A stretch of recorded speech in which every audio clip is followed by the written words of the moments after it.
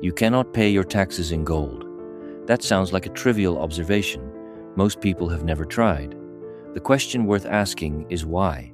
Legal tender laws do not say you must use government currency. They say a creditor is legally required to accept the official currency to settle a debt. When the entity collecting the tax also creates it and sets the terms on which it is created, you are looking at something worth examining carefully.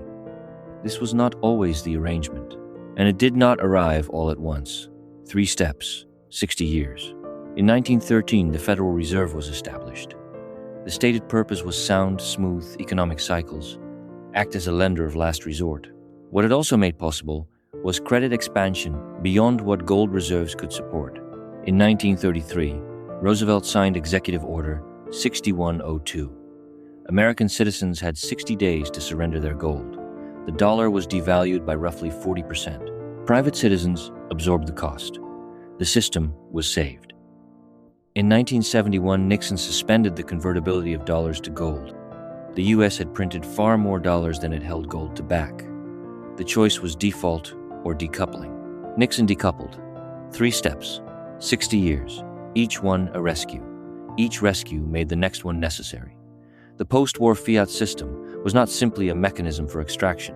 Between 1945 and 1973, the developed world experienced the fastest sustained economic growth in recorded history. The ability to expand credit and respond to crises produced real prosperity. But in 2008, banks were bailed out. Losses were socialized. The cost was a permanent expansion of the money supply absorbed quietly by everyone who held the currency. In 2020, the same playbook ran at larger scale. The flexibility was real. So was the question of who absorbed the cost.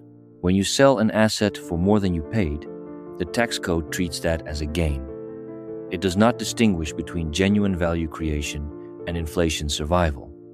The gain is not wealth creation. It is inflation survival.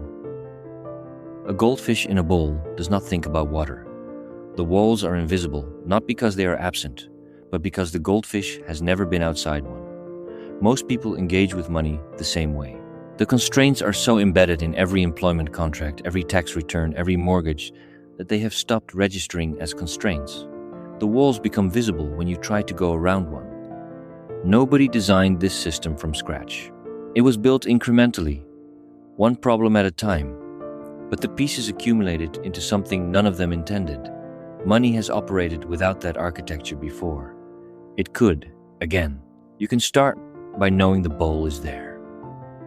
This is the Cantillon letter. Monetary truth. Understand it first.